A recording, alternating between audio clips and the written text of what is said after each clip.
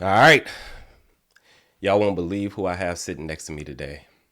This God-fearing man was born on the east side of Detroit and raised on the west side in the Brightmoor neighborhood. He's a husband, father, community engagement guru, youth champion, motivational speaker, and entrepreneur who has launched several successful clothing brands that reflect his dedication to serving his family and surrounding communities. As the District 5 manager in the Department of Neighborhoods for the mayor of Detroit, he oversees 58 neighborhoods, which is the largest district in the city. His leadership was pivotal in helping to secure a $604 million community benefits agreement for the $3 billion Future of Health initiative. He's the president and CEO of the Detroit Boys Mentoring Club, where their mission is to equip young boys with tools that will not only keep them out of trouble as minors, but help them thrive once they enter the real world as adults. Some of his partners and sponsors include Code 313, the Skillman Foundation, First Merchants Bank, Comcast, Glamaholic Lifestyle, Animation Discovery Studio, Namick Detroit, and the Detroit Pistons. He's been featured in Voyage Michigan, Michigan Chronicle, Fox 2 Detroit, and Rolling Out. He's a Detroit Choice Awards honoree, was chosen as the Detroit People Mover September 2025 champion, and recognized at the Power Circle Detroit Mixer and Legacy Awards. So without further ado, I'd like to introduce you all to the best dressed community leader I've ever seen, Keith D. Butler, ladies and gentlemen. What's up, Keith? What's going on, bro? Hey, I need you to come do that. I need you to come do PR. If I ever run for anything, bro, I'm coming to get David to run the PR. I got you, man. I had the intro was like 10 minutes. I said, Bridget, I got to cut this down. He got too many accomplishments. He doesn't achieve too much. We just get started, bro. Man, absolutely. I talked to you at Mia's party. This was last year, and I'm like, yo, I got to get you on the show. And then here we are a year later. Yeah. I know it took a minute, man, but perfect timing, right? Absolutely. Man, so let's get into just your upbringing. I know you said you were born on the east side, right? Yeah. And then you transitioned to the west side. At what point did you move to the west side? Do you remember? Yeah, I think it was probably like third or fourth grade somewhere. I think like third grade. My mom owned a hair salon. That's basically what she did my entire life, really up until the pandemic. Wow. And so she bought a building on the west side, and so we moved. Really, the only two from our family that moved to the west side.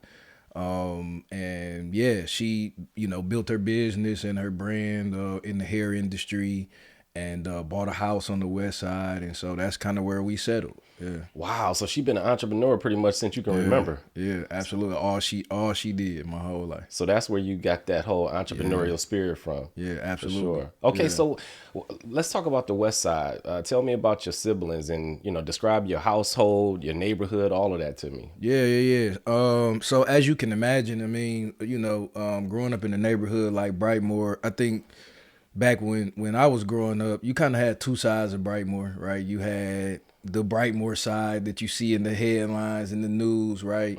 And then you had back then a part of Brightmoor where you did have, families who were homeowners, and they kind of called it the good side of Brightmoor, if it's a such thing. But yeah, I didn't know it. See, that's new to me. It is a good side of Brightmoor. Yeah. Okay. Yeah. But I mean, we talking about like crossing the street, right? And it's so a mixture of things. Growing up, you obviously have to navigate the street side of a neighborhood like Brightmoor.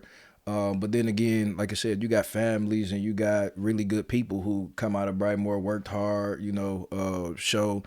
I mean, Brightmoor is a neighborhood that like really, really shows that resilient side of Detroit, right? My mom was a hard worker, entrepreneur, worked all day, which kind of made me grow up a little bit quicker because I had to be responsible. Like I had to be the one at home. I kind of had to, I don't want to say take care of myself like she was negligent, but I mean, back in the day, once you got a certain age, you were expected, especially as a young man, expected to kind of be okay. Were you the oldest out of your siblings? Yeah, so Oh, the so oldest, yeah, I got you. as the oldest. You had more responsibility naturally. Yeah, just naturally. And like, so from my mom's side, I only had a little sister. And we 8 years apart. So, Yeah. yeah, it was just me for a long time. And then along came my little sister. But yeah, so that automatically gave me the kind of that top spot to be the responsible one and, take care of the household for real. Okay. Now, your dad, was he in the household? So he wasn't in the household. I think him and my mom got divorced. I was probably like 2 or 3 years old when they got divorced. They were married, and they got divorced. And so my dad, he wasn't in the household. He was in my life, but as you can imagine, in the 90s and 2000 we didn't have technology. We didn't have, so as he's moving around and a lot of his family was down south, so he was kind of back and forth the early parts of my childhood, but he was around, obviously knew, who he was. And like I said, he did his thing. I got all the Jordans for sure. Like when he popped up, he popping up with some Jordans, with some Mike. So Yeah. but no, in my life, and very pivotal, in who I've become and that sort of thing. Yeah. Got you. Now, your mother, you talked about just your resilience, entrepreneurial spirit, as far as some of the good, positive things you gained from her. What about from your dad? What are some of the good things that you've gained from him and sort of just watching how he moves? Yeah, that same thing, hustle. Like he was a serial entrepreneur. Dang, both parents. Okay. Yeah, he Wow, was a serial entrepreneur as well. Worked. So I kind of get that from him as well. Like, I've always had some type of business that I was working on, but always in corporate America as well. Oh, you're doing both. Yeah, always doing both. And so that was kind of his story. From what I can gather from it, entrepreneur, but willing to do whatever it took to, get to where he, needed to get to. So I absolutely get that from him. And then, like I said, obviously on just the entrepreneur side, just being a loving person, leading with love, that sort of thing, that came from my mom for sure, 100%. Are you and your sister? Because you said 8 years apart, right? Yeah. So me and my sister are 5 years apart, and I know I was like the snotty-nosed brother that she had to take with her everywhere. So we weren't as close growing up, and then once we got older, both became grown. That's when our relationship started to flourish more. What about you and your sister? Describe that relationship. Similar, like always close, but 8 years apart. So by the time she like really got of age, I was already kind of doing my thing. You know what I'm saying? And so, always been the protector of my sister.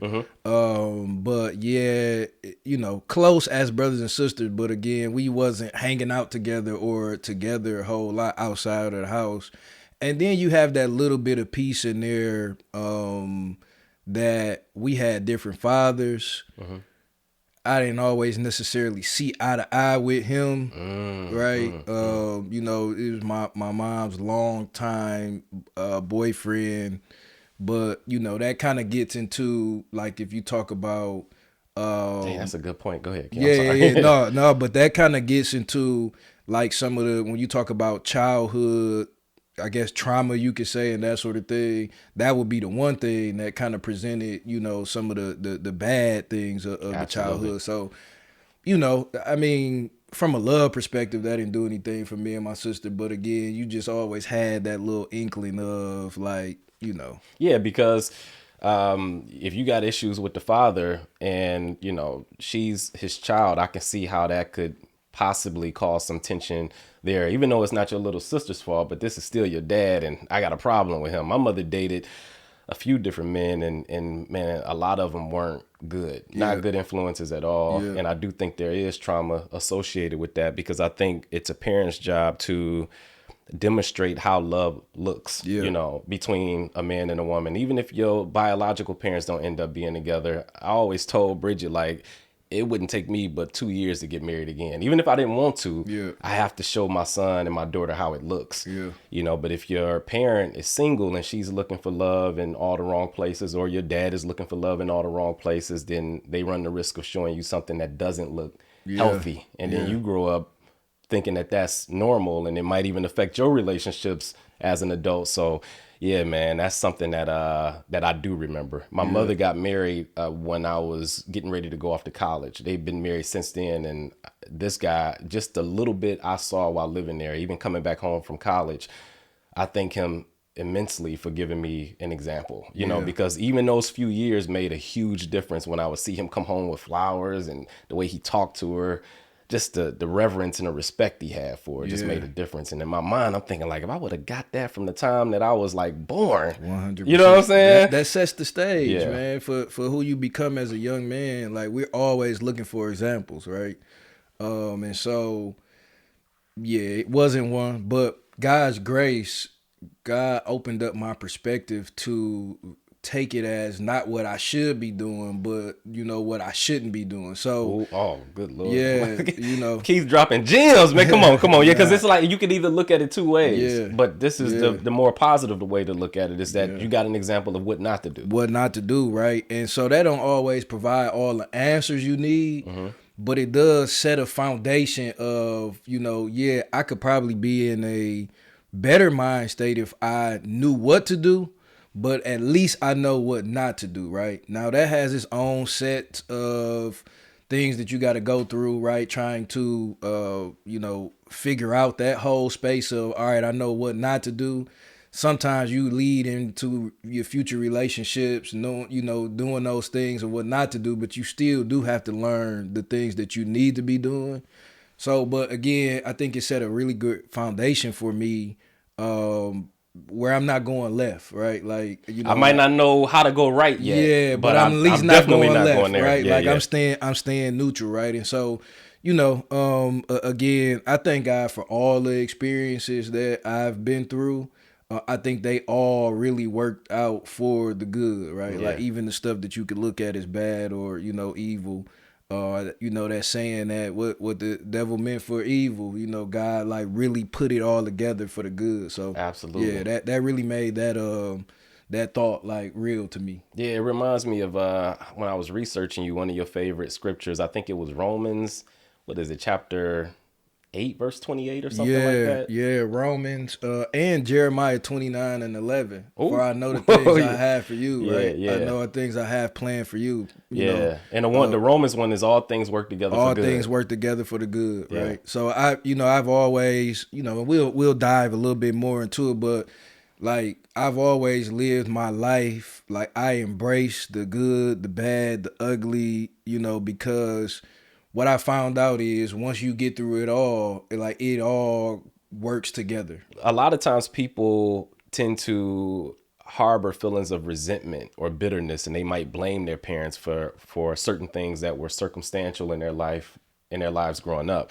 Like, how have you managed to keep a positive outlook or have a positive outlook on everything? Was that something that you developed as time went on, as you got older? Yeah, I would say so, because I did probably as a teenager.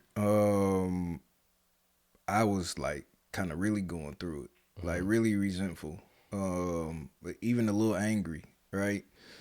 But what I figured out is that does nothing but harms you, right? And so when I figured that piece out, that you being mad at the world, everybody else still living their life, right? Like everybody else are still doing the things that they want to do, right?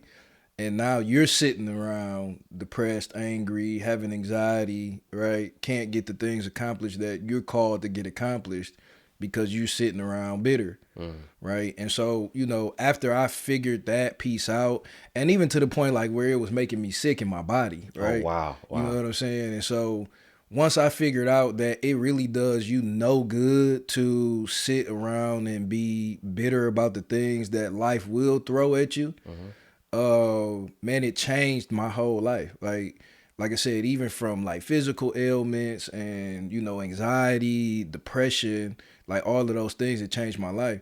And then what we'll get into a little bit later is it shaped my purpose, right? It was literally those things that like literally shaped my purpose, where I was able to pull the things that I would end up doing in life.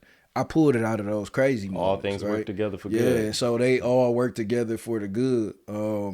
And so, and like I said, we'll walk through it, but like even with my siblings on my dad's side, which we can get into, like those relationships shaped who I am today, what I'm doing today, the bad things that came out of, some of that is literally the reason why I'm doing some of the things that I'm doing today, right? And so it was just the way God set up my life is to see some of the things that would derail other people, right? I like to use the analogy of fish. Fish can, thrive in water, right? A human jump in water for too long, He you gonna drown. drown, right? Wow. And so, God will put you in certain environments where only you can survive those environments, where Wow. only you can grow in those environments, right? And so, I never embraced those bad times as, again, bad times. I embraced them as all part of the process. Because Right? everything that you went through, good and bad, led to the Detroit Boys Mentoring Club, pretty Correct. much. Correct. Wow. So your siblings on your dad's side, how many siblings do you have on your dad's side? So, I have or had a little brother, which we can get into. Keon, he was my younger brother. I had an older sister who I kind of like grew up with a little bit, and that sort of thing. We have a really good relationship. Then I have a younger sister who I've actually never physically met, but we talk. Again, I told you that my dad kind of was back and forth between down south and up here, and so that's how that came about. And then, funny enough, we just found out that I have another sister Recently? You found recently, out? like last year, Wow. and he just found out too. Like he didn't know either. Oh, wow. And she Wow. kind of came looking, kind of just doing her due diligence to find out like where she come from, and it led back to him. And so Wow. navigating that relationship today, which is funny enough. So yeah, so that's what, 4 siblings on my dad's side. And again, one of those relationships with my little brother like really shaped who I've, become and what I'm doing today, for real. Okay, we're gonna get into that. And then Yeah.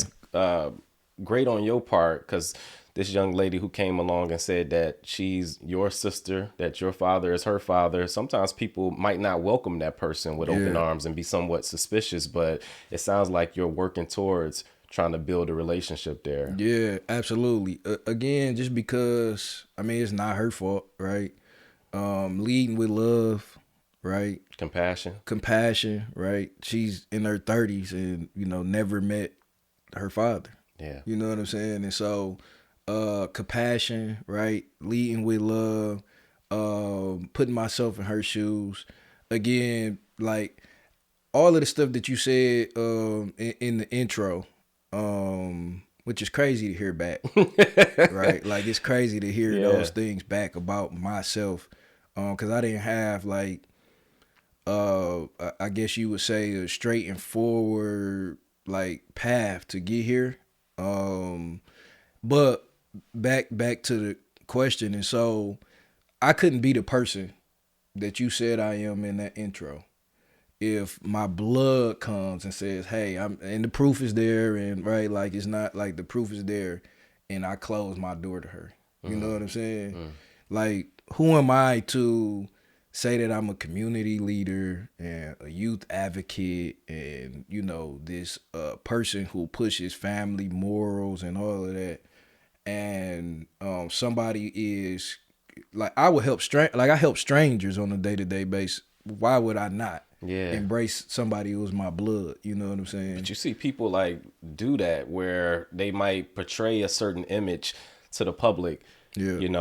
in whatever position they're in, career wise, or for like whatever business that they own. And then when they talk to people on the street, they're a different person. When they come Yeah. home and talk to their wife, they're a different person. It sounds like, yeah, you're going to be different to some degree, because the Sure. same way you are with your wife is not the same way you are with your son, but the core of you is still the same. That Sure. compassion, always leading with compassion, is what's going to be the same, period. Yeah, always at every point, right? Like always leading with love, always leading with compassion. You obviously have to find that balance. Like when you work with people all day, right? and problem solving for people and strategizing about how you help certain people, deal with their issues. You got to find that balance when you get home or when you with your friends, right? Because sometimes you do get tired, right? Like you do get like sometimes you don't want to talk. Sometimes you don't want to because I've been talking all day helping people and but yeah, you got to find that balance, right? Like you have to the same morals that you move with in the world when people are watching. Wow. Right, you have to. I teach the boys integrity all the time. Integrity is what you do when nobody's watching. Right, That's your character. yeah, that's your character. And so it's easy for me to jump in front of the cameras and act like I'm this person, but when you get home and you really have to face, especially being married and they'll push you into like be You don't get to just take time Nah, off when you right. You don't Mentally, get to, yeah. you don't get to be Superman for the world and then come home and be Clark Kent. Like you gotta, you know what I'm saying? That same cape, at least for a good portion of it, has to be on when you get home. As soon as you walk in the house, your wife be like, "What you taking that cape off for?" Hold up, like nah, you know what I'm saying? So and especially when they have standards for themselves, and that when they work hard too, and when they stand for stuff too. They don't get to take time off. They don't get to just turn the switch off, right? So that's what's up. So then you talked about earlier how that resentment, that anger, it manifested itself like physically as far as illnesses and so on and so forth. I read in high school that you were a basketball player and then you developed a debilitating joint condition that basically derailed your plans and you had to pivot and remain positive through it all. Can you touch on that? Yeah. So, even as a kid, like I had these crazy ailments, right? Like with my like knees and like just being young, like having like and you go to the doctor and they're like, we don't know what it is, right? There's nothing wrong with you, right? And so, being young, black, tall, right? Like you got to figure out how to play through all of that, and people expect you to show up again. And so I did high school. That got even worse, and then with some of the stressors of some of the stuff that I was going through at home, again with my mom and that situation, and again being a young black boy who is growing into a young man who has a certain level of responsibility at this point, right? Who does want to be a good young man and make my family proud. Who does have a at this point feel like I am the person, the protector of the home, and all of these things. As a young black boy, when you have to sit back and watch stuff like domestic violence and that sort of thing, it's either one or two things, right? Like you're gonna figure out like what to do about it, or you're gonna become that person, right? And so in the middle of that, trying to figure out like how do I not become this person? How do I also not allow it to continue to happen? Right, you taking on all of these things, right? Because you naturally want to protect your loved ones. Yeah, you naturally want to, especially your mom, right? Like for the black boy, your mother is like your everything coming up, right? Yeah. And so you match that with what I was already going through in my body. Fibromyalgia is like a nerve condition that. It really just creates pain, right? Like in certain areas, pressure points are very sensitive, right? And so you can imagine being young, 6'4", And it's not, the pain didn't occur when you were playing basketball. You would just be walking around school. Yeah, just regular, right? And then as I got older, like my junior year started manifesting in different ways, right?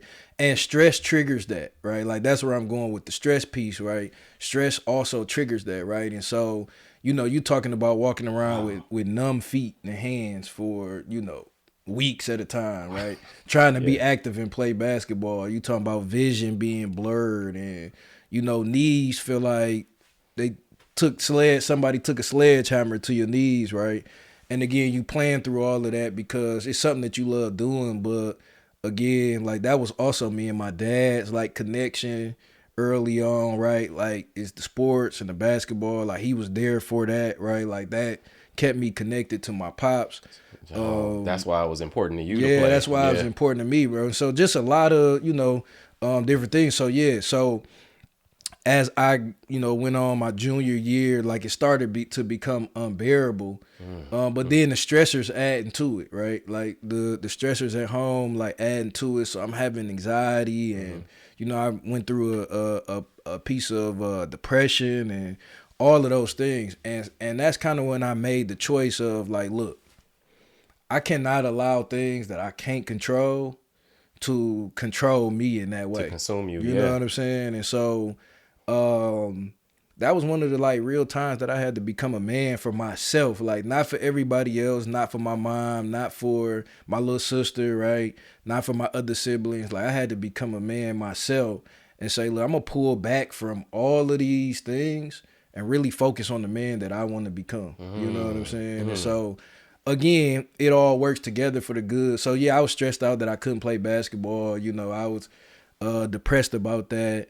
I obviously thought that that's what I was going to do, right? Like I was going to college, like all of these things. But you started thinking about what type of man you wanted to be and realizing that basketball wasn't going to, like that, it doesn't define who you are, if that makes sense, right? 100%. So it's like I got to pivot now and I have to move towards becoming that person that I want to be. And I'm sure that has a lot to do with your values and principles that you've developed along the way that have shaped who you are, right? 100%. 100%. Wow. So you ended up you went to King, right? I went to Cass, he went to King. So usually you don't see a King Crusader and a Cass technician sitting across from each other, but man, I got a great deal of respect for this gentleman. You graduated from thank you, man. You graduated from high school, and what happened after that? So man, I was just in the city for real. I didn't go right to school because couple things. One, that was kind of the point that the stuff at home was kind of reaching this peak, right? And my mom was kind of getting into a space where she was ready to move on finally. He was mad. It was some, drug usage from his end and that side. So, crashing out and stuff. So I'm like, I can't bear me getting a phone call while I'm away at school saying that something happened to my mom, right? Yeah. So I'm gonna stay around for that. Again, I didn't make it out for basketball. So like kind of at the time, my love for school and that sort of thing just wasn't there, right? And then, in my mind, I'm gonna own a business. So what I need to go to school for, right? And then I really didn't have, because again, by this time, I'm like, people look at me as like an adult. I also like ended up like having my own place like my junior and senior year. So, I'm thinking I'm grown, right? Like at this point. So I didn't really have nobody pushing me to school, pushing me to college. You had your own place at high school? Yeah. Wow. So that's a crazy story because my grandma was the one that still lived on the east side. So that's how I was at King for, I got a car early on, like my junior year, I got a car. So I was driving back and forth. But my grandma got married and moved to Belleville. So she just let me keep the condo. So, you know what I'm saying? I'm like, dang. Sophomore going into junior year, it's lit. Party at Keith's house, y'all. It's lit. You know what I'm saying? It's lit. But that came again with that responsibility though as well, right? Like and like all of these things looking back shaped again, because I could have just been wild and, but I always knew that I had these things because they trusted me and they looked at me as somebody that can handle it. And so that was always, much is given, much is required. I got you. So that was always in the back of my mind, right? Like, we partied, but it wasn't, excessive, overboard. I always try to keep the right people around me, right? Like that's important. I didn't really, I was always that leader, right? Like I wasn't giving in to peer pressure and like, now, if you in my space, you gonna abide by what I got going on, or I got to get you out of the way, right? Yeah, you knew that at a young age, at an early age, right? And I don't even know how. Just God's grace for God's grace, man. Just God's grace kind of gave me a little bit of wisdom early on. Because even if we don't have for the young men out there or young women who don't have their biological fathers who are active in their lives, God will come in and fill that void. You know what I'm saying? Because you hear a lot of people sort of complaining, and understandably so, and saying what they didn't have. But man, I realized even in growing up without my dad that he was protecting me and watching over me that whole time, and placing certain people in my life who acted as an influence or gave me an example of what it meant to be a man, you know, if that makes sense. So but yeah, man, that's crazy. In high school, your own place, you had this keen sense of understanding who you should be around and who you shouldn't be around, which prevented you from getting into trouble. Having that much, you know, freedom at that age, right? So then, you know, you high school is over, and where did you work? Did you end up getting a job somewhere, or? Yeah, so early on, just kind of figuring it out. Like me and my homeboys, we was going to temp services. So actually right out of high school, I actually got a job. And man, this lady just passed a couple weeks ago, which is crazy that I'm talking about this. But so one of my grandma's like best friends at the time worked at DTE. Oh wow! And so, you know, she loved me so much. She was like, when you graduate, if you ain't going to school, we gonna get you right into DTE. And she did do that. Wow. The problem that presented itself is I started out as meter reading. When that winter hit, with the issue that I was having with my body at the time, that cold weather, it was the worst thing ever, right? Wow. And so unfortunately I had to quit that. You know, probably, you know, I think I was about 6 months into it.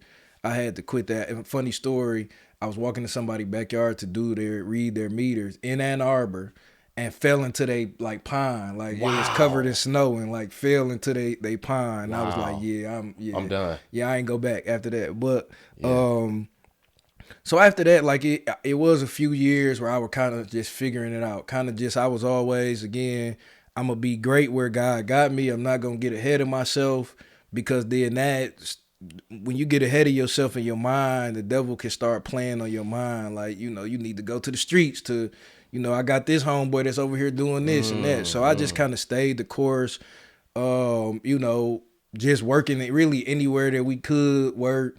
Again, surrounding myself around the right people. And then probably when I was like, I don't know, 21, maybe something like that. I don't know if you remember No Child Left Behind. You remember No Child Left Behind? Yeah.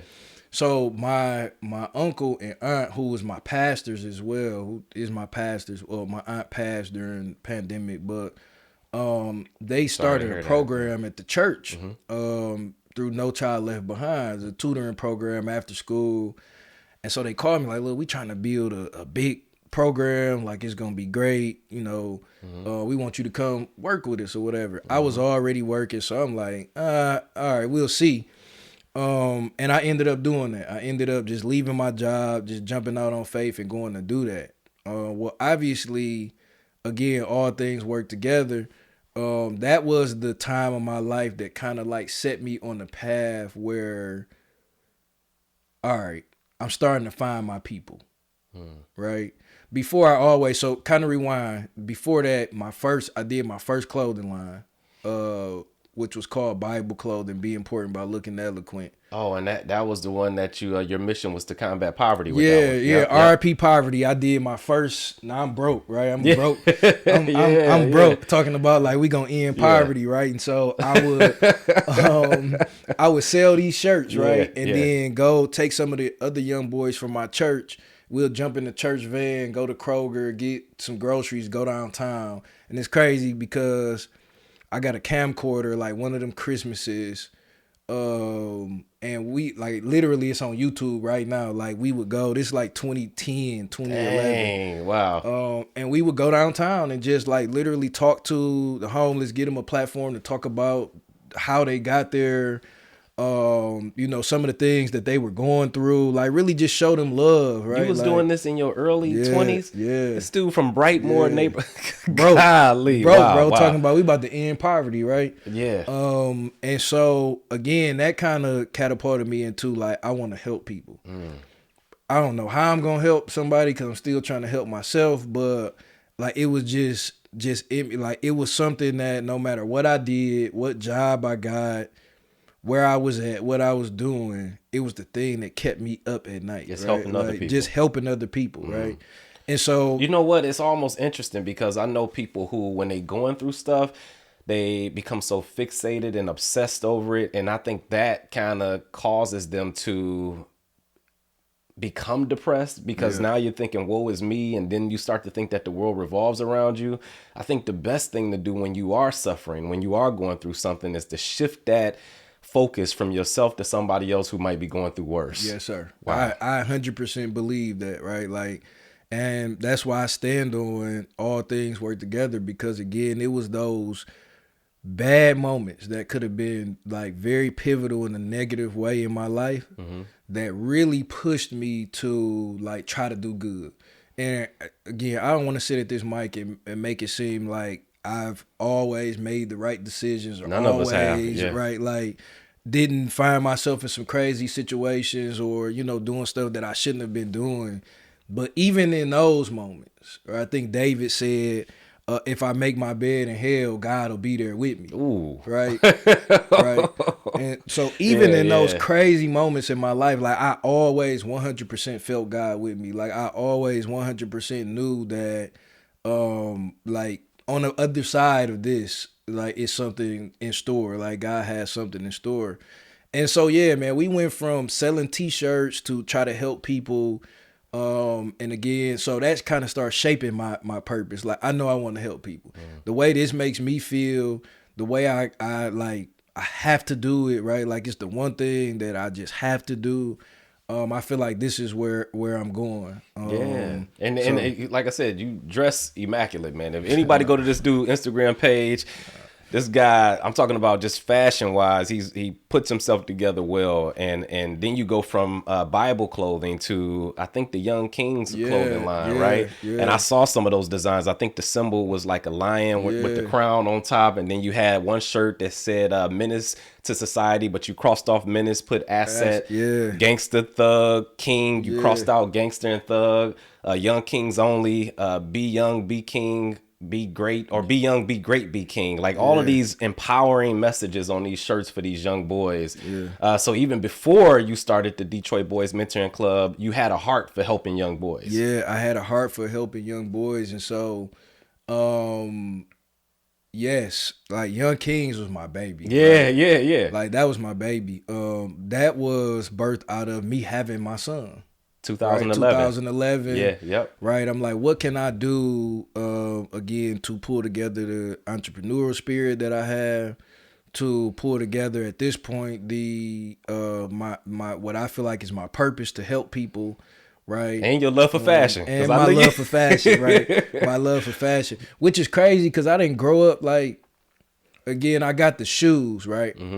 But I ain't really grow up like with all the clothes, and like my mom, I mean, she was getting it in. Looking back, she was getting it in, but she was cheap on the like clothes and like. So you had the Jordans, but the clothes didn't match up. Yeah, 100%, right? Yeah. And so I still kind of like dress like that. Like I like nice stuff, but like with clothes. Wait, you say you still dress like that today? Oh, come on, Keith. Yeah, like come on, real, Keith, like, man. This dude's suits be tailored, man. Casket fresh, casket ready. I don't know where I got that from, to be honest with you. I don't. Like, that just came kind of like as I lived and taking other, because those are some of the things where I missed when it comes to fatherhood and that sort of thing. Like the suit thing, like that came, honestly, some of my close homeboys, they pops taught them. So like it was a space like 2007, 8, again, we was in the church, and they was coming back from college. I ain't go to college. Again, I'm trying to figure out like, all right, these guys, like these my brothers, and they coming back from college. They coming back from Florida State and from Morehouse and from, all of these places. I've been in Brightmoor for the last 4 years, right? Like trying to figure life out. Like I got to figure out how to, pick up on these things that they've been learning. And like dressing was one of those things, right? Like, and so the suits, late bloomer, pretty much. I was a late bloomer. I was a late bloomer, like when it comes to like dressing professional and all of that. Because again, I was in Detroit, 2007, 8, 9, 10, like it Yeah. wasn't nothing. It's not the same if you go off to college and you exposed to more. You were Yeah. still in that Brightmoor bubble pretty much. Yeah, Yeah. trying to figure it out. So I actually, for a long time, really, and I don't want to jump ahead, but That's okay. really, it wasn't until I met my wife, until I met Robin. Shout out to Robin. Yeah. Yeah. She settled my spirit about not going to college. Wow. She really did. That was one of the things that I was so insecure about. Cause people, when they talk to me, they be like, "Oh, you so smart, got so much wisdom, you doing these great things, right? What school did you go to, right?" And I almost was so insecure about it that like sometimes, and I probably did like lie about it. You know what I'm saying? Like because again, all of my great friends went to school. Like all of my friends that have great careers and that was doing great things, again, early on in our early adulthood, they went to school. So I was very insecure about that. And literally up until probably 5, 6 years ago, my wife was the one that was like, I get it, but look at all of the stuff that you've been able to do and where you've been able to come from. Yeah. You not going to school don't mean nothing. don't mean anything. You know what I'm saying? Just So, like you not playing basketball didn't define. yeah, who you are. 100%, Yeah. 100%. Wow. So that just being vulnerable, that like that was I cringed when people asked me that question of what school I went to, because again, I tried to hold myself in like this, like smart, intelligent, and then I never went to school. I'm gonna be honest. I think that's why you come across so humble. I Yeah. think that's why you're able to always empathize with people who have less or are in unfortunate situations. Yeah. It's because of the fact that you didn't go to college. I'm not saying that everybody who goes to college is arrogant or apathetic, but man, sometimes you get those degrees and you start to feel yourself, and that starts to define who you are. And now you can't even relate to common folk who don't have degrees, who are just blue collar people who work hard, get it, who have values, So it's like, just because you got a degree don't make you a good person at all, man. I mean, actually, some of the smartest people I know, some of the most wise people, like the wisest people I know, didn't get a college degree. Yeah. And then some of the people who seem like they lack wisdom or maturity, they got all the degrees, bachelor's, master's, PhD even. So it really don't mean anything. And I think as far as having wisdom and tapping into God for that, because we can only gain that from God. God don't care about what degrees you got or 100%. What material you have, what car you drive, what type of clothes you. God don't care about none of that. So it makes sense, man. And I'm glad Robin poured into you that way. Yeah, she did, man. And then you could just imagine again, all the degrees and stuff she got, right? Like all of the, and then the people y'all know, the circles y'all the circle, in. Yeah. The circles that of people that we know. It's funny because a lot of my network, like now that we are where we are, a lot of my network in the city wise, I know from just being outside. Again, just being outside in the city, never leaving the city, from the community stuff that I was doing to the party scene, like all of those things, right? And so everybody at this point right now is kind of like, bro, like you don't care about that. Like bro, you come all this stuff so you done far, accomplished, bro. Like right? you come so far. This so dude on Fox 2 Detroit, and you know what I'm saying? Yeah. And so God's grace, man. I don't. Sometimes I still don't know like how we got here, right? Like nothing but God's grace, man. It's been amazing. So, but back to where I was going. So Young Kings, that was my baby. That was the first thing that like I put together as a young adult that actually gained traction, that actually left Michigan. We were doing, big fashion shows all everywhere. At the time, we were kind of like almost the only urban, kids brand, especially specifically for boys. We had NBA players and, big sports figures buying stuff for their kids. It was just an awesome time. And then again, it meant everything to me because I'm having a son. I'm trying to figure 2011, right? Yeah. So that's the Young Kings line or the Young Kings clothing line. That's what actually your son's birth inspired that. Yeah, my son's birth inspired that. I always felt like it was not enough for me to just be a great father. without trying to do everything I could for his peers, the people who will ultimately have influence in his life, the people that, you know, he'll be hanging with, that generation of young people, you know, who's trying to figure it out how I was figuring it out. I wanted to have an impact like on that entire generation. On You know top of what the I'm fact saying? that you're demonstrating what it means to be a community leader. So he's learning this through osmosis to the point to where it's going to come natural to him. Yeah. Because he's Yeah. seeing you do it every day. He's seeing Yeah. you taking care of other kids and this, that, and the third. And he's sharing his dad, you know, Yeah. with other kids. And it's actually great on your part. Sometimes fathers just want to spend time with their own kids, right? Selfishly. But you open up your time to help other people despite having the responsibility of Yeah. having to take care of your own kid, which is a full-time job in itself. Oh, it is. Yeah, It is. yeah. And it's not easy. Again, you got to find that balance, especially with these kids today. They so in tune and in touch with their feelings and all of that, right? Like, so you have to, like, I have to. He's 14. I remember, again, being 14. Like, these are the times I wish my pops was, like, I know he loved me. I know he just moving around, like, doing his thing, trying to figure it out. But, like, these are the times where, like, you really need that guidance, Oh where, my like, God, you know, yeah. you really need to just be not even anything specific. I just want to be close to my pops. At the time, You like, just want to be up under him. You just want to be sitting next to him while you're watching the game. Yeah. Like, I want to go work out with you. Like, I Yeah. want to go, you know, see what you do for business, right? Like, I want to, and then especially being in a household where the other supposed father figure is not a father figure, right? So you really want to, like, you know, really dive into, like, who is my father? You starting to, you know, again, just search for those answers, right? And so, again, he was there, but, you know, that deep in depth. So I try to be that for real. And even more because I am giving a lot of time to other kids, right? To other boys.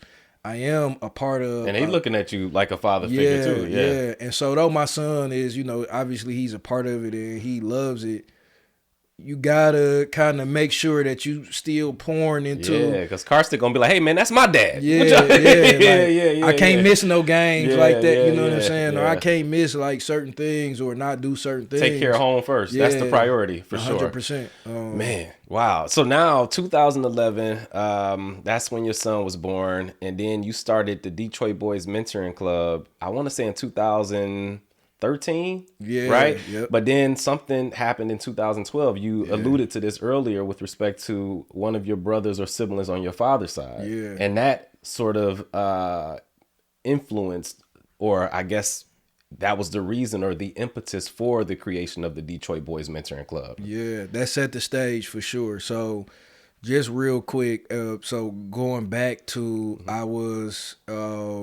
we were building a program for my like basically a family business through No Child Left Behind. At the time, I had not seen my little brother in a few years because, you know, his mom, my dad, you know, kind of separated. I think at the time my dad had moved to Florida, right? And so I hadn't really seen him. I talked to him, but I hadn't really seen him. I'm at King High School recruiting for our program, for our tutoring program, right? And I'm talking to this kid, good kid. You could tell he was trying to figure out his way and going through some stuff. So we just talking. We just sat there and talked for about 30 minutes. At the end of it, man, my spirit, I don't know. It was something about this kid where my spirit had, like, I don't know, really opened up to this kid. And I asked him, like, what's your name? And when he told me his name, he like, Keon Phillips. And I just started laughing. And he like, man, are you my big brother? And Wow. yeah. Wow. His sophomore year. And again, he was going through it. He wanted to, you know, play. He was a football player, but he had got into some trouble with his grades and all of these things. So I'm like, this is my school, right? Like, a lot of my guys are coaching on the football team, all of this. So it's just crazy how, again, we kind of re-sparked our relationship, right? And so this was like the end of 2010, I think, going into 2011, and I had my son. So yeah, so we started building crazy relationship, right? Like we like catching up for lost time, all of these things. So he ended up getting through high school. So fast forward 2012 is when he graduated, and again, y'all remember what 2012 in Detroit was like, right? Like Detroit was a much different place than what we were used to growing up, and what like what it looks like This and what was it like is right after the today. recession and all Yeah, that. Yeah, this is yeah. like peak, murder capital, carjack capital, all of the stuff, like all the capitals. We was there, like we was top 2 or 3, right? Yeah. And so he graduate that year. Again, I'm a year into having my son. I'm doing a little preaching at the time, right? Like it just became an ordained minister. Wow. Wow. We got this, great tutoring program. So I'm starting to find my way with the kids, and like I think this is like really what I want to do. I remember probably about a month, maybe 2 before this happened, he called me and he's like, "Man, I'm gonna go to school. I want to go to school for culinary arts, but right now I kind of want to like I got to get out of this neighborhood, man. I gotta like, can I come live with you?" And again, I got a 1 year old, almost 1 year old. Living. Me and my brother got a house at this time. He just had a baby, which is a little bit older than my son. I'm like, I can't really take you in right now. Obviously, like we close, I'm gonna come get you. I got him in church, like all of these things, but like I can't really take on that responsibility at the moment. I'm still trying to figure out some stuff over here. And yeah, about 2 months later, maybe a little bit less time, I got the call that he had been murdered. Wow. And yeah, man. And so, probably close to midnight, I rush over there, and sure enough, like he's gone. By the time I can get there and all of that, like he's gone, right? Like it's over. And so, um, that was really, I think that was God's, looking at how it all unfolded like years later. I think that was like God's like big one for me. Like I think that was God's big test for me, right? Absolutely. Absolutely. Because that was probably the one moment as a young man where I can go right or left, right? Like you've been making pretty decent decisions all this time, but like this is the one, right? Where you can go and avenge them, or yeah. Yeah, where you can go and avenge them, or you can really go and avenge them. You can really go and that was a tough decision. Because again, and then again, just where we were in the city and where, kind of the environment and the culture was, and where I grew up from, like it would have been easy to go down that path, right? And so, man, I thought about it and I started kind of spiraling. I started going through these thoughts and like revisiting that anxiety phase of my life and that depression phase of my life. And I can remember God's voice clear as day saying, "What you gonna do?" Right? Like, no, like he didn't say do this, do that. He just said, here's the 2 options you got. What you gonna do? And I can remember like saying to God, like, God, I want you to help me through this, but I need this to be the moment where like I figure out where my life is going. And from that time period, it just so happened. So the real behind the scenes story of how I started the nonprofit, obviously. So now I'm really looking, right, like how can I like move this thing forward? We got Young Kings, we doing the clothes, we got the message, but I want to do more. So we were getting ready to branch out the tutoring program. So we were all kind of getting ready to get our own programs, right? That's how my family was setting it up. And then when President Obama got in, he ended No Child Left Behind. That was one of the first things that he did.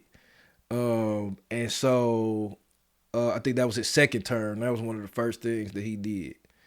And so Now it's like, this is my thing. This has become my purpose. Like, what am I gonna do now, right? And God just said, like, I've set the stage for you. And so I started running with the program. It was called initially All in One Tutoring and Mentor. Yeah.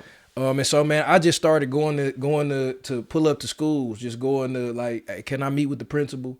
I mean, I'm pulling up to King, to Renaissance, to Dawson Element, man, to all the schools. You Anybody had that the talk to me. courage to just walk in there and wow.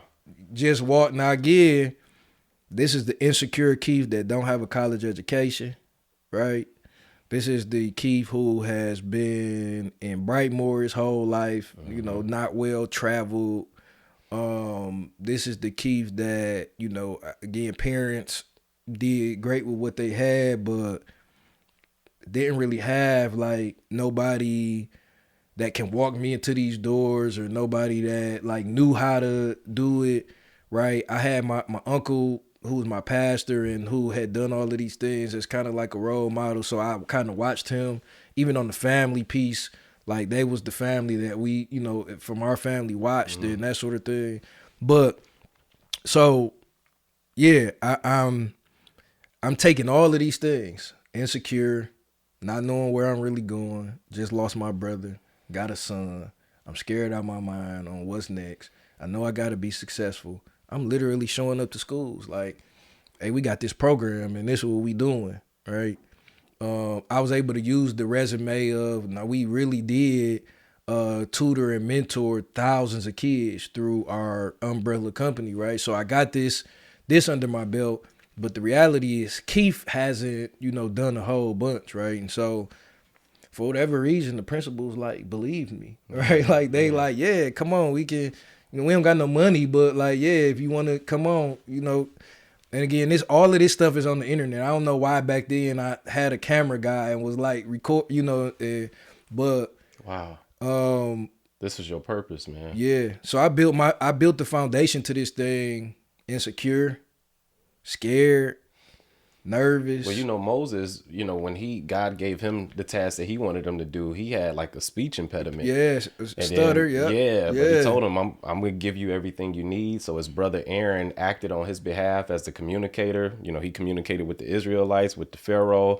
And then obviously Moses developed and got better at those things. But we oftentimes, like when God feeds us our purpose, we don't think that we're enough or we're capable because we lack certain strengths that we think we need. And God is like, no, I'm all you need. Trust me. And it's in the staff. When you tell Moses what you need is right there in that stick. Absolutely. You know what I'm saying? Absolutely. So yeah, and again, that's how I've lived my adult life. Is no matter what it looks like, I know God gave me what I need, man. And so, and he chose you for a reason. Yeah, he chose me for a reason. So fast forward, so boom, we doing this.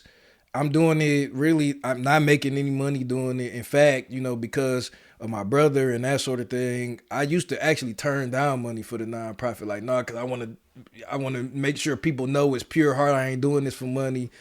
Looking back, I should have. You should have, but at that point, like you said, your brother, your whole purpose was to make sure people didn't meet that same fate. Yeah. So that's what it was about. It wasn't even about the money. Yeah. But absolutely, you should have. You should have been charging. I should have been taking. I should have been taking the money. But, so we was doing that. And then I kind of got my big first break in corporate America. I went to Comcast. Retention specialist and manager. Yeah. That's crazy, bro. Did his homework on the You was there for 10 years almost. Almost 10 years, man. And so, again, this has just been the story of my life. Almost 10 years. On the day of my anniversary, 2022. We was obviously in the pandemic. So now introduce Mended Hearts, right? The luxury brand. Yeah. Introduce Mended Hearts, right? I got the idea of Mended Hearts. I had started making these hats, make the black family great again. Right? Kind of playing off of the whole President Trump and all of that stuff, his first term and all of that, right? Like, make the black family great again. And that started picking up steam. And I'm like, but I want to do a clothing line behind this message, but I can't name it, make the black family great again. So we came up with Mended Hearts, right? A message in fashion that would, at that time, we had so much going on in, you know, publicly as far as the black community and that sort of thing, that like I'm like, man, we like mended hearts, right? Like That's what kind of drew me to you, because I'm like, mended hearts, but you come across as a very masculine, stoic person. So I wouldn't necessarily associate somebody with your outer appearance to be such a compassionate guy who's being led by what's in his heart. Yeah. So to me, that just made it even more like, yo, I got to support this, man. And I appreciate that. And I think that was most people's like how they found the brand. Yeah. And again, we jumped out to the races, man. People were supporting the brand. They loved it. And it was simple. Like we really took a stitched heart, right? Yeah. And like made it something. So during the pandemic, like that was going crazy. So I was obviously working, Comcast. And they seeing all this on social media, right? Like they seeing how crazy the brand going. But I'm also like, at this point, I'm 8-9 years into Comcast, and I mean I'm the top leader. I'm elite. I'm going getting all the trips, all of that. Like my team is performing well. I'm managing 15, 16 people. And so we were obviously, because of the pandemic, we were at home. And one day, man, I get a call, and 9.5 years gone in 2 minutes. You know what I'm saying? Yeah. Now, mind you, this is the start of the serious piece of me and Robin being together. Like we talking about moving in together. She don't know that in my mind I'm gonna propose soon. Like all of these things, right? And boom. Right, I lose my income. Now, luckily, I did good with my money, saving and made and some stuff. good decisions, Yeah. and save. So it wasn't the end of the world, but I started to again, the insecurity starts to resurface. Right, like how am I going to Pivot? Right, I've been doing this for almost 10 years. That's all right, I know. Yeah. It's my life. What I forgot, though, is that in the midst of it, I never looked at Comcast as my end-all, be-all. I actually used them to learn the business, which is people, right? I started as an agent, regular, saving the business on the phones, talking to people. It was my job to learn people, to hear people, to understand people, to, based on what I heard them say, come up with a solution. Because when they calling you, like, I'm about to switch. Right. You know what I'm saying? Over. You got to figure out when how they get to me, it's over. right? I'm done, right? So I got to bring them down. I got to hear them out. I got to ask the right questions. Oh, wow. I have to come back with a solution, right? And then I got to sell them something, right? Yeah. I didn't know where these skills, why it was necessary for me to learn these skills. Preparing you for deputy manager? Yeah, wow. Yeah. I had to learn those skills, right? Yeah. And then the last few years of being at Comcast, I was in management. And so, again, leading a team of 15, 16, 17 people, right? Managing personalities, right? Again, learning how to take what I learned and put it into them, right? Push people, dig through all of the stuff they dealing with at home and bringing to work, like all of these things, right? So, and then just learning the business, like learning actual business of Comcast, like looking in the behind the scenes of how things are run, how decisions are being made, right? Like, so that piece of insecurity that I had about not going to school, it was only filled in by the perspective that I took with this, top 50 corporation in America that, all right, I didn't go to school, but I got 9 years of like actual education and experience on, number one, people, number two, management and leaders, being a leader of people, but number two, how to actually run a business. Wow. Right? Wow. Got all of that from there. At the time when you was going through it, you didn't know that it was God preparing you for the next opportunity, pretty much. I didn't even know why I looked at it like that. Like, I knew I was looking at it that way, but I didn't know what it was preparing me for. No. Got you. Right?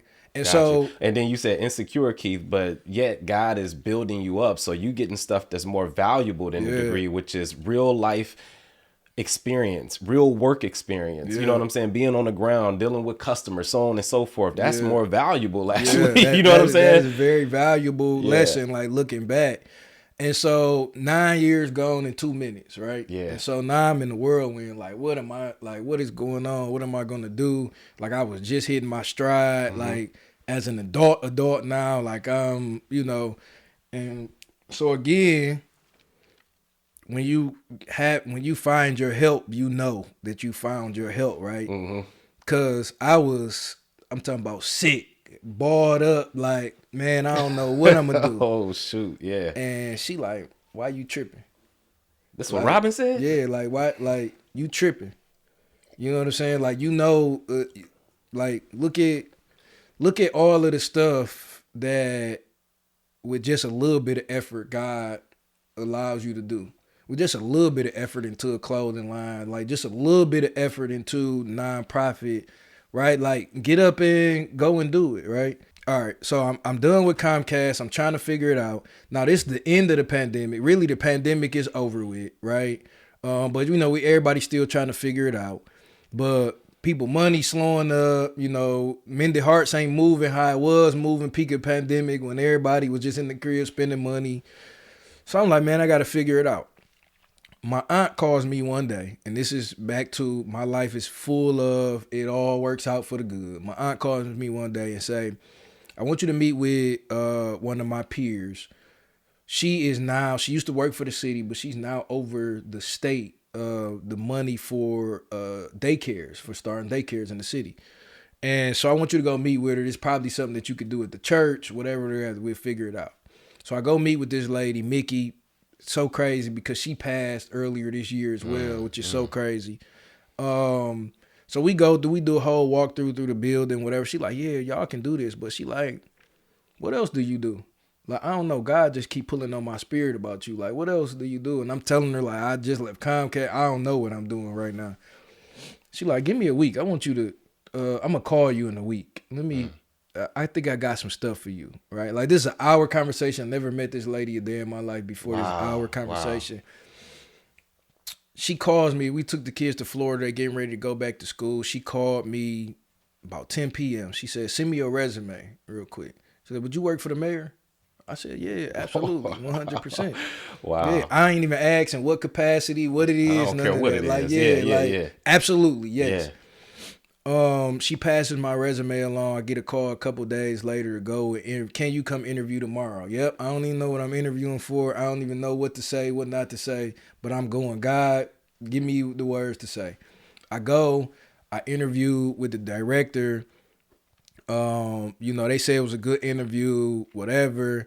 We leave. Weeks go by. Like, I don't hear anything. But God just started putting the pieces of random people in my life, right? So you got Mickey who was fighting for me, but then when I was doing Mendy Hearts, during the pandemic, I used to go to LA a lot. And so older guy that was from Detroit, hadn't been to Detroit in ages, was in LA doing coding, teaching coding in South Central, the kids in South Central. He called me and said, hey, I'm going to be in Detroit in 2 weeks. I want you to be in the room. We're going to be talking about economic development and that sort of thing. Well, I didn't know that who was the police chief now, but at the time was Deputy Mayor Todd Bedison was in the room, a few other people. So I spoke on youth and how we need to bridge the gap between economic development and our young people. And so Deputy Mayor stops me and say, what you say your name was again? Like, what you do? So I'm telling him, like, I just interviewed for this position in the mayor's office. He like, don't even trip. I'm going to go have a conversation and see what's going on, right? Wow. People that I never met in my life before, right? Yeah. Because like you said, you had an hour conversation with Mickey, never saw her in person. Yeah. And so, rest in peace, Mickey. Yeah, rest in peace, Keon Phillips. And you mentioned one more person. Yeah. Was it the person who helped you with DTE or somebody else? Oh, yeah, Vanessa. She just passed. Rest in peace to Vanessa, too. Yeah, go ahead. I'm sorry. No, rest in peace. But angels, man. Literally angels. People who stuck their neck out for me. So I had to go have a conversation with the mayor. 30 seconds into our conversation, he like, you my guy. We good. 3 years, I first 2.5 years, I was deputy manager for District 5. So they put me in the biggest district in the city. 58, right? 58, 58 yep. neighborhoods, Yep. right? Every neighborhood from Boston Edison and Indian Village to Arden Park to Dexter, Linwood, Petoskey, Otsego, Jameson. Yeah. So you're talking about some of the affluent, quote unquote, affluent neighborhoods, all the way down to historical neighborhoods, neighborhoods that hadn't been touched in, so now I come in with this great landscape that I can strategize, use the skills that I have learned these last 9 years with people. Problem solving, all of that. Yeah. Right?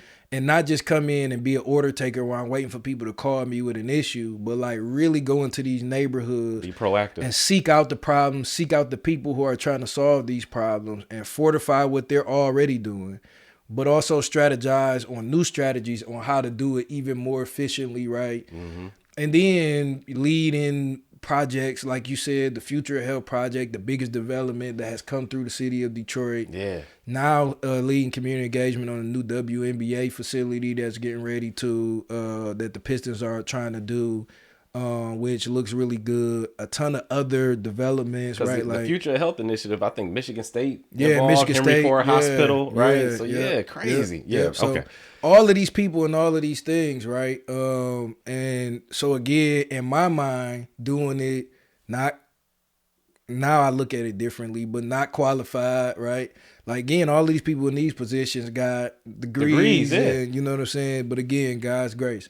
So then some changes started happening behind the scene with the city. People start moving up, moving out, that sort of thing. Now, mind you, three years ago, right? Now they throw me into the biggest district, which happens to be Council President Mary Sheffield's district from a city council perspective. Shout out to Mary Sheffield. Yeah, shout out to Mary Sheffield. Just is our new mayor-elect. So proud of her. Yeah. But again, we talking about 3 years ago. Thrown into the biggest, brightest district that happens to be the future mayor's district, right? Yeah. Like just all of these things lines up, right, and works out for the good, right? Then you get a promotion 3 years later. Get a promotion, which is kind of unheard of, right? Yeah, kind of unheard of, right? And again, people in the background like fighting for me, rooting for me, but also very confident in you're supposed to be here, right? Like, you know what I'm saying? And so again, you fast forward 3 years later, again, now doing that, running the district, again, working with the likes of Mary Sheffield, obviously, Mayor Duggan being... Mayor Duggan, shout out to Mayor Duggan. Yeah, he went crazy in his 12 years, man. And, so... he did a lot. I mean, even when, because, me and my wife know a few people who started businesses, and he was right there for the ribbon cutting and all of that type of stuff. So, yeah, you meeting all of these people who ended up being folks who could speak to the boys at your Detroit Boys Mentoring, club nonprofit. You know what I'm saying? So everything is sort of working harmoniously together. It's like they feeding into each other. The fact that you are now the deputy manager, and then you grew from being from that to the district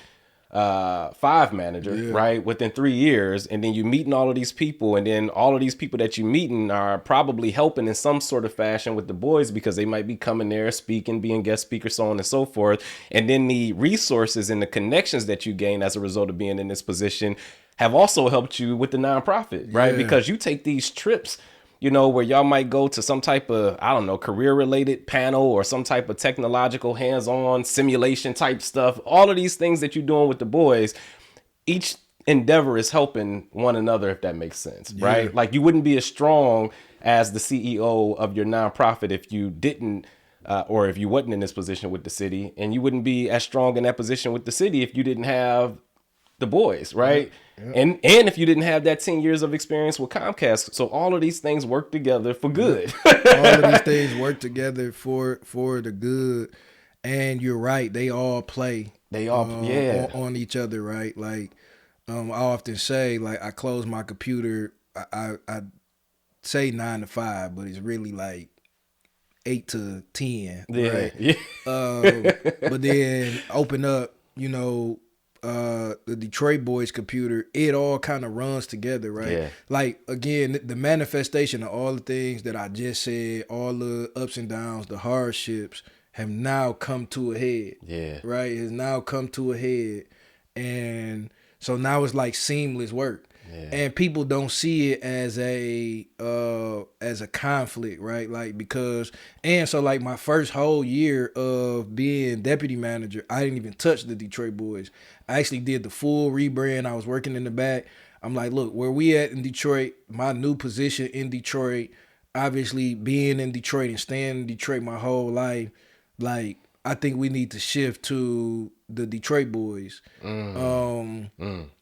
And so when I did that, That's the reason why you went from all-in-one mentoring yeah, to the Detroit Boys mentoring club. I got you. Yeah. Got you. So I'm like, all Because the it work aligned that with we're what you doing, was doing with the city. So now people that you work with at the city don't feel like what you're doing on the side is in conflict. They working 100%. together. Yeah. It's all working together, right? Like if we say we really care about the youth, I can't again just be a problem solver through in 9 to 5, my 9 to 5 work. Yeah. I like when I'm done with that, like I'm still problem solving for my people, for my community, for specifically these kids.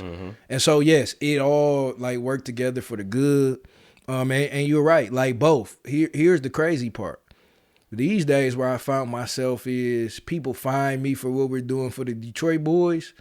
And they be like, "Oh, and you work for the mayor?" Like, right? Like that's where we kind of come and found ourselves now, right? Like, is I'm sure it helps to get sponsors and partners too, right? Yeah, all of that, right? And so obviously with that came the balance and trying to figure out like how do you not make it a conflict, right? Like, so it's been plenty of partnerships and even funds that I've had to turn down just as a responsible. Because I am a political figure, right? Like I do work in politics. We know how that can go. So like even for my programming, a lot of our programming, we don't lead with asking for money, right? Like with the Pistons, I do a lot of work with them through city stuff. So I don't ask them for no money, right? Like I'm not gonna take any money from them just to the conflict. Like just again, off principle, just how it looks, right? Yeah. But what I went to the Pistons and said is, look, if I go into a room full of my boys and ask them who want to be an NBA star, 90% of them going to raise their hand, right? The reality is probably the numbers say that if maybe one of them make it, but probably none of them actually go to the NBA, right? So how do we get them to the NBA without being hyper-focused on the 15 spots on the floor? So y'all got hundreds of other positions within the organization, within sports and entertainment, period, right? Dude, this is crazy. We can get them, right? The director of ticket sales, a trainer, like it's 100, even from an entrepreneurial standpoint, like contractors, right? Like it's so much, so many other positions that they can be around the game that they love, right? And not just be caught up in those 15 spots that we've been fighting for and been marketed to our people, to our young boys since forever, right? They only been marketing these 15 positions, right? In an organization that has thousands of positions. And kids don't know what the hell. All they know of is, basketball when you think about the NBA. So you're trying to, I don't know, give them some direction, if that makes sense. You're getting the kids on the hook by saying, hey, we're going to visit the Detroit Pistons. So they're thinking NBA basketball player. But then once they get there, they start learning what all these other people do. And they become intrigued with those other positions, which their likelihood of pursuing those careers are much higher, than just pursuing an NBA career in NBA basketball. So, man, that's genius, actually, man. Yeah, and so that's how I approach my programming, right? And that's how we've been able to grow so crazy in these last 2 years is because, again, I don't approach my partners with money. You already have something that is invaluable, right? I have the kids. See, most programs, they struggle because they got these great ideas, but they have a hard time getting the kids. We've been putting the work in so long with these kids that, like, we got the kids. Parents trust us with their boys. Like, we don't have that problem. So now I got the kids. You got the programming Pistons. There's nothing for us to come over to. And then here's what I did, too. everybody trying to work with the Pistons. I want to work with the Motor City Crews. I want to work with the G League team. That's the G League team. Wow. Yeah. So now we can go sit with a whole day with the president of the Motor City Crews, with the CEO. Because that's what people often do. They just want to go straight up there as opposed to just go here first. You know what I'm saying? Yeah. Because there's so many opportunities just right here. Yeah. And so that's how we present our programming is you already got the programming. This really don't take money for us to get this done, right? And this opens up because our motto is the streets can't have them, the prisons can't have them, and the graves can't have them. Yeah. But if I'm going to not be a liar, right? If I'm going to actually fulfill that motto, I have to put these boys in positions to be able to do real life things with jobs and careers that they can actually be successful in, right? And so the couple that may go to the NBA, we support that and we push that too. But for the 95% that won't, or higher, 99% that won't, we need you to be successful too, right? Yeah. Like, and so same with the people mover. Like, no, I need them to meet the mechanics behind the scenes. I need them to meet the contractors. I need them to meet the CEO. All of our partners, like that's how we get some of the programming done. Like you said, you saw Piece of Cat, DJ BJ. Yeah, they intrigued because you're on the radio and like all of that. And I respect that. I want to bring them to see the business side of it though. Like I want to bring them to actually understand how to run a business, right? Yeah. Because each of those boys, even before they get to the careers that they want to settle in, you might have to work some type of hard menial job first, 100%. And you can't think you above that. 100%. So I got to show you even the jobs at the lower level because those are just as important. How I got here, right? How you got here, How I got here, having to go through the ranks, really learning and understanding. So I put that principle into them. Is no matter where you are, learn from that environment because it's gonna feed into what you end up doing. Because it's gonna feed into where you end up going, and so. As you see, we do a lot of different programs because something got to stick, right, to them all. And it might not be this one thing, but that thing might stick for you. This thing might stick for you. So we try to do so much programming. The education that y'all, I'm sorry. The education that y'all provide, life skills, digital literacy, financial literacy, entrepreneurship, the arts, what else? Group mentoring, community engagement. Y'all do all of this stuff with them. I saw on Fox 2. This was 2 years ago. Yep. Around Father's Day, actually. Yep. And you brought your son, Karsten, there, and this kid named Braylon, who I think was 7 at the time. So I think the guy who was the news anchor asked Karsten, like, what did you get from this program? Like, what are some of the things that you have learned from not only your dad, but the program in itself? And he said, I've learned to not hang around people who are bad influences who can bring me down, which I thought was very like important. And that even speaks to who you are, because that's one of the things you had even in high school when you had your own place, making sure you had the right people around. Absolutely. So I know he learned that from you, right? Yeah. And then you got Braylon, where this honestly was something that, this is why I was afraid of this interview. I'm going to be honest, because I was that kid who didn't have his dad around, and sometimes you don't want to even revisit some of that stuff. So I knew in talking to you, it would just, I'd be just all in my feelings throughout the whole damn interview. But Braylon, the guy asked him like, hey, it's Father's Day. What are you going to do on Father's Day? And he said, I'm going to write my dad a card, and I'm going to say, I know we haven't seen each other much, so I'm hoping we can see each other more.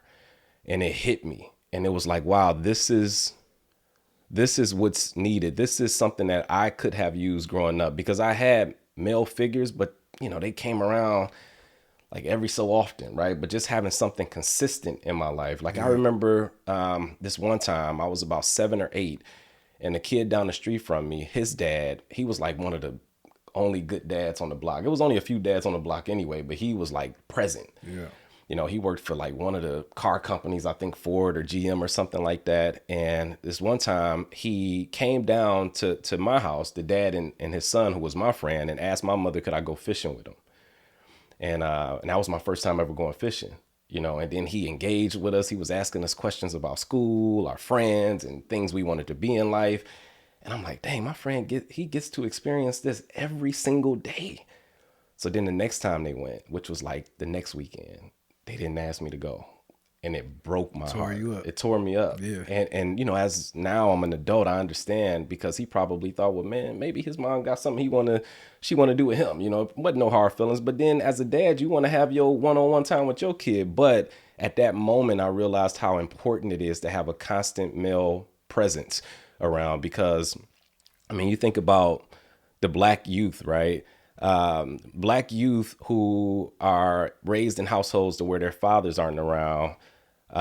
You know, I think it's what, 70%, right? 70% of black youth are raised in households where their fathers aren't around. And that's up from 25% in 1965. So over the course of 60 years, the increase has gone from 25% to now 70% of black youth being raised in households without their father. Yes, So then you think about what that means, right? So kids without their dad are 5 times more likely to be poor and commit crimes.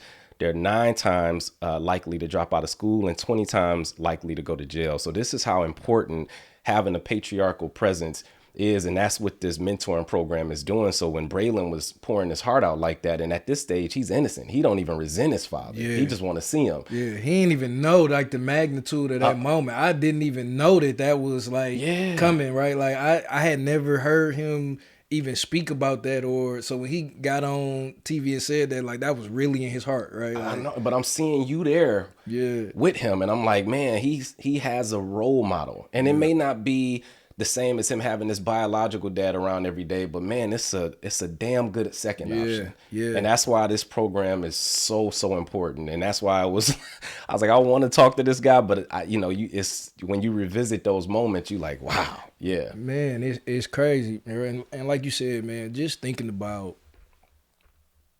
like, man, I don't take it for granted. Like the fact that I'm sitting here across from you, and just you saying that, like, my father wasn't really around, like I ain't had my, like, man, you know how many roads we could have went down.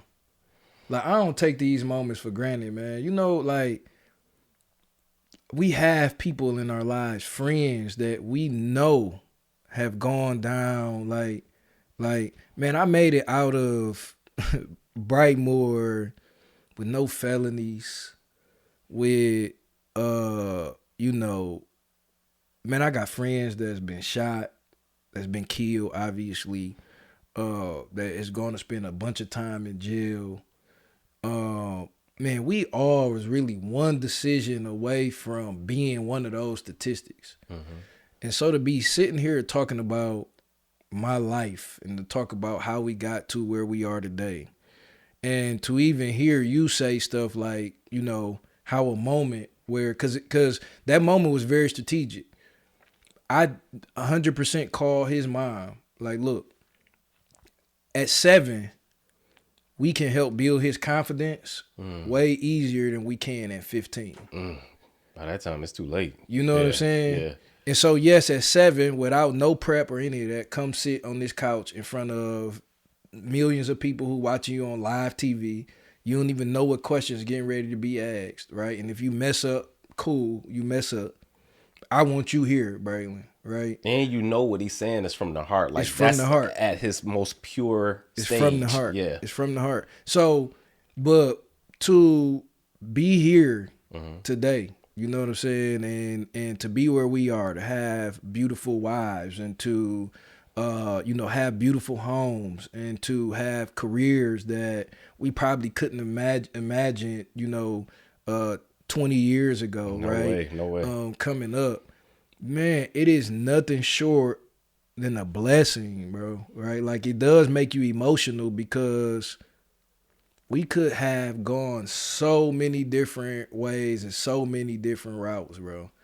And not even just hood stuff and violent stuff, even the way, like, coming up, dealing with women and not making certain decisions with women, and you know what I'm saying? Like, all of these things that literally work together to have us here today. And that's the thing, too, that I was talking to somebody about the other day. Although I had male influences who were far and few between, who would come around every now and then, whether it's a basketball coach or whatever, they would tell me to work hard and, go to school, don't do drugs. But none of them ever taught me the importance of honoring my body as a young man. 100%. Not being promiscuous, being judicious about who I chose to date, not being afraid of pursuing commitment. If I met somebody in college who I really liked, they would always say, hey, you got your whole life ahead of that, and, you know, sow your oats and make sure you wear protection and 100%. blah, blah, blah. And I think not only is it important to teach young boys how to be disciplined when it comes to pursuing their careers, when it comes to their education, when it comes to everything, but we have to teach them that when it comes to women. When it comes to women, period. man, You can't be undisciplined with women and be disciplined everywhere else, because being undisciplined in this area of your life will eventually spill over into the other parts. It will. You got to be the same. Because if you're not, then you will eventually meet somebody at 35, 40. And then who knows what the hell you were doing for those 20 years, how many people you were sleeping with. So then you finally meet somebody worth settling down with, and your past comes back to destroy that because of the bad habits you've developed along the way, who you became in the process of pretty much being somebody who was pursuing these meaningless relationships. Yeah. You know? 100%. 100%. Yeah. That's even more important now, being married. Right? Yeah, That's yeah. even more important because, I mean, if we look at the, figures, especially black male figures, the easiest way to trick a black man out of his position, right, is through his lack of discipline with women. Yeah. It's the easiest way to Easiest trick a way. black man out of his position is his lack of discipline with women, right? That's even biblical. And Yeah. You know what I'm saying? And so, man, it's even more important today, right? Right? Because as I look in the mirror, right, and be like, man, again, all these blessings God has blessed me with, it would be an absolute tragedy if I allowed for myself to be tricked out of my position. Because I can't control myself around women. Absolutely. Right. And as we know as men, not that it's the easiest thing to do, it's the necessary thing to do. Necessary. You know what I'm saying? And so I teach these young boys. That's also why I do put women in front of them. Right. I do engage with black women so that they can have not just black women, but women period, but specifically black women. Because you're married to a black woman. Because I'm married to a black woman, right? Yeah. But I want them to have empathy for women. I want them to know how to engage and talk to women. I tell my high schoolers all the time, look, the biggest mistake you can make today is not, this is a big one, but not the weed that y'all be trying to smoke. It's not even, playing in school and skipping school. These are all big things. But it's how you engage with these young girls. Wow. Yeah. Do not trick yourself out of position being disrespectful, touching these young girls, right? Because you will and can lose everything. Like, they not playing with you today about these women, right? And so just stay away from, like, don't even be playing and wrestling and being disrespectful. None of that. Like, yeah. don't do any of that, because that can literally trick you out of your position. 5-star basketball player, football player. Yeah. That's how it comes back. Like, you might have thought you was getting away with it in middle school. Oh, they got something for you. But as soon as you get to that big stage, they got something for you. Yeah, to bring you down. They got something for Absolutely. you, right? And obviously, that's not to blame the woman, right? Like, that is saying, bro, that if you're not disciplined in no other space today, you have to be disciplined in the space of how you deal with women. Absolutely. You know what I'm saying? So yeah. So okay, man, I could talk to you for hours, man, but I know, damn, we've been talking for a minute, and it only feel like 20 minutes, man. So we got to talk about Robin just a little bit. We got to give credit to her, because she's that woman who stood by your side, who spoke life into you, who encouraged you. Next to every great man is a great woman. Yeah. You know what I'm saying? Yeah. And you are a romantic, brother. Like there was posts, like certain things that y'all showed on social media, you know, that I'm like, please don't let Bridget see this when she get home, because I don't feel like I can't live up to Keith. I cannot live up to Keith, man. You took her out on this date, right? And first off, you proposed to her in Paris. Yeah, I think man. you got her friends, some close friends, and all of that stuff. Proposed to her in Paris. But let me just talk about this one date. You took her on a date.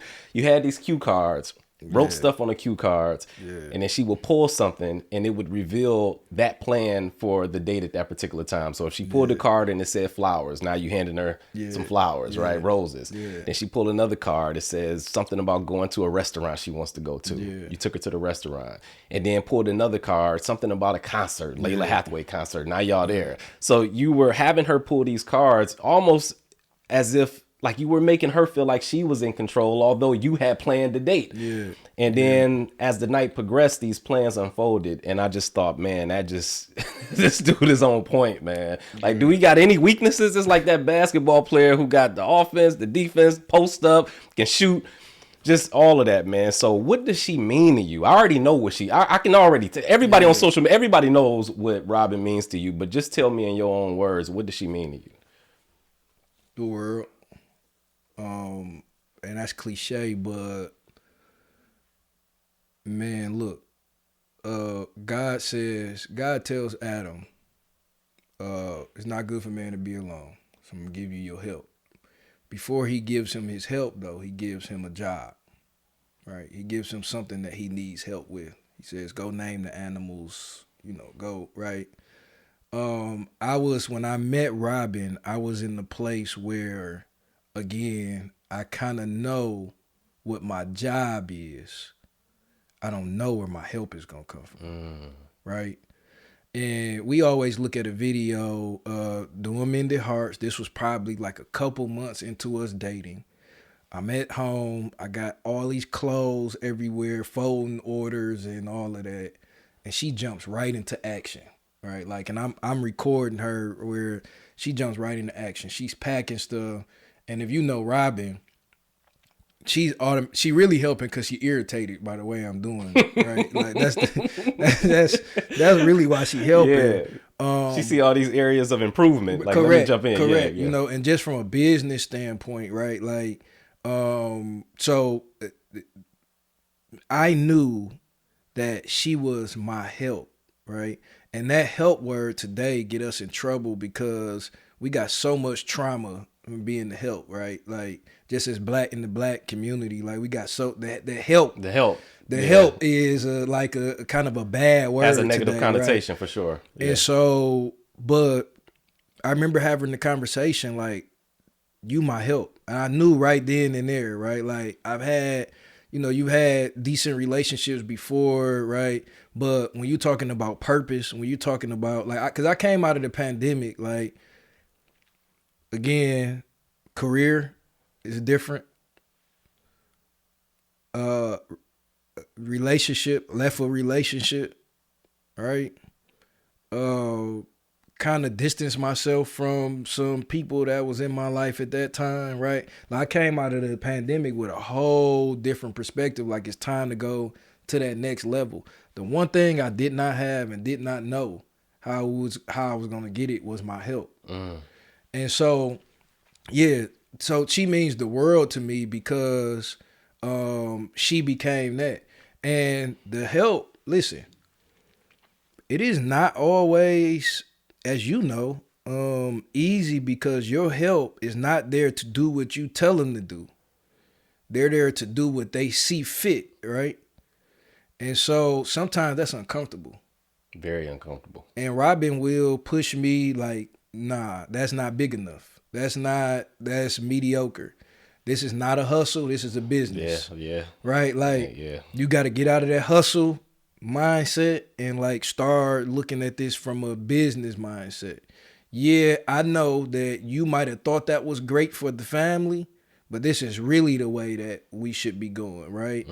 And so, man, when I say mean the world to me, I just mean that really like she was that catalyst that took me to that next level in business as a man, right?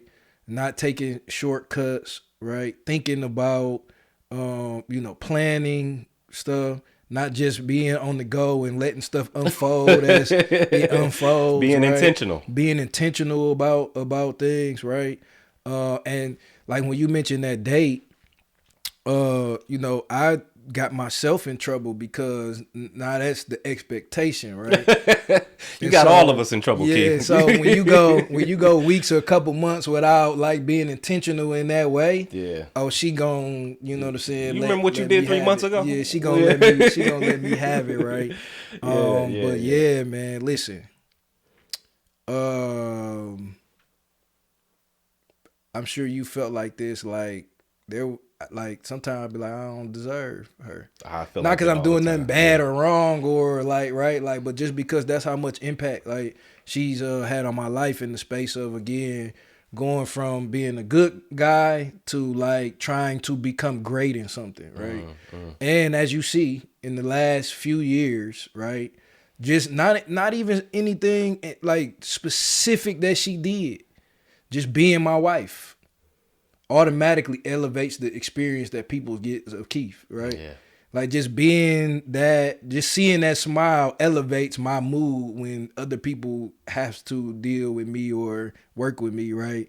Like small things like that where, because of her success, you would think that, the thing was she did this or bought this or did. No, it was just those small little Small little things things. that I hadn't had as a person before. You And know what they I'm add saying? up. And they add up to make you like want to wake up and be great every single day. You know Yeah, what I'm that's what I saying? tell people all the time. Like having a wife is it gives me the motivation. I have somebody to take care of. I have somebody who's watching me, who's holding me accountable.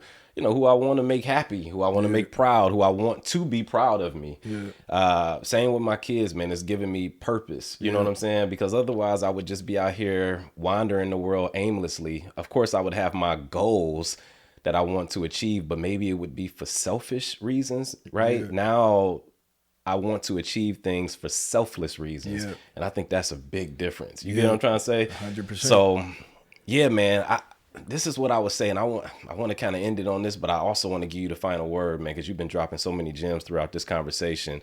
Carl Jung, psychiatrist, everybody knows this guy. I mean, if you study psych, if you are a therapist or a psychiatrist, you know Carl Jung. But he has a quote that says, "Modern man can't see God. Modern men or modern man can't see God because he doesn't look low enough." Yes, sir. And it just had me thinking about you. And like throughout this conversation, you talked about like your humility with respect to not having these degrees and maybe not thinking that you deserve to be in these circles and so on and so forth. And also just your humility with acknowledging how Robin has come along and actually added value. Some men are with women and don't think that the Yeah. one, they think that, you came up from me. I didn't come up from you, right? I already had it.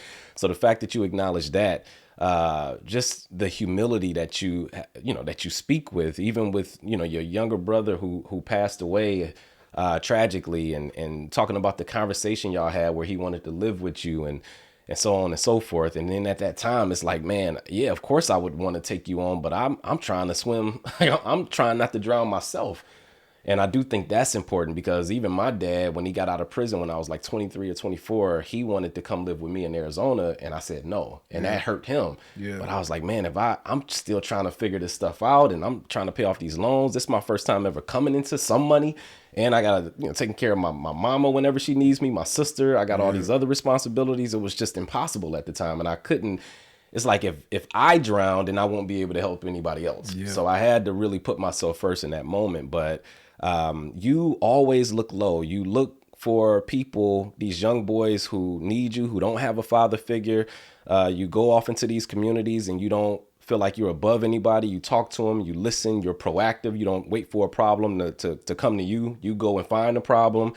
When you look too high for God, you end up running the risk of thinking that you're on the same level as God, right? Which none of us are. And then before we know it, we'll start to look down on people. And I think your humility, the fact that you're always looking low for God and also being honest about your own imperfections, confronting your own shadow, it keeps you like, now I can understand so much why you have a heart for helping people, because you know that you were only one bad decision away from being where they were.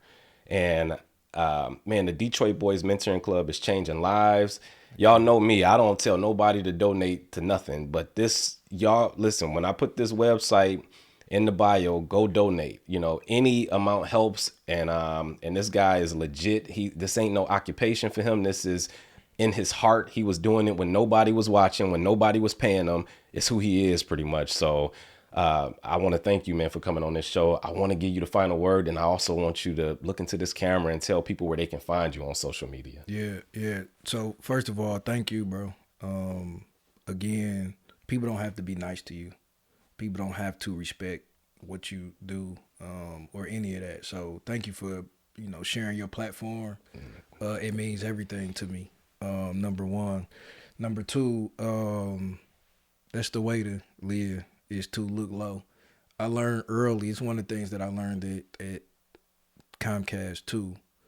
I remember one day I was looking for a key to get into a closet, and I went to the director of the building, and he had zero clue where it was, how to get there, how to get into it, right? But the janitor knew exactly where to go. So I always live my life where I give the same respect to the janitor, not that they deserve any less respect than I do to the person running the building, right? The janitor is typically the person with the keys. You know what I'm saying? And so, yes, that's how I have framed my life. And, it has been the most euphoric thing in the world, man, to reach back and help the people that I came from the same soil. I think that's what makes Jesus' life and story so, right? Facts. Him and his parents, him and Joseph and Mary is on their way back to Nazareth, right? For Jesus to be born. They didn't have room for him in any of the hotels or any of the inns, is what they called it. And so he ended up being born in the manger in the streets with the animals. Wow. In the field, right? Because that is the people who he's going to one day have to come back to and serve. Dang. Right? Wow. Wow. Yeah. And he used some of the people who were at the lowest. Yeah, all of them.